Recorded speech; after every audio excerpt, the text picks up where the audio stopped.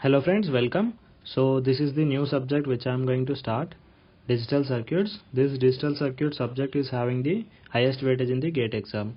At the same time, it is a very easy subject. You can score maximum out of it. So this is the complete flow which I am going to follow for this course. Each and every topic which includes the GATE exam syllabus will be discussed here. So starting with the logic expression minimization, we will end with the finite state machine. This is the complete syllabus.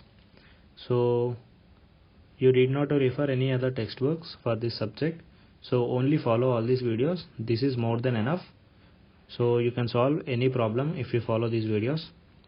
And share with your friends about this, and please subscribe our YouTube channel and also join our Facebook group for discussions. So, and you can comment in the comment section if you have any doubts or if you need any clarification regarding the topic. Okay, so thanks for watching. So I will start with the logic expression minimization in the next lecture. Okay, thank you.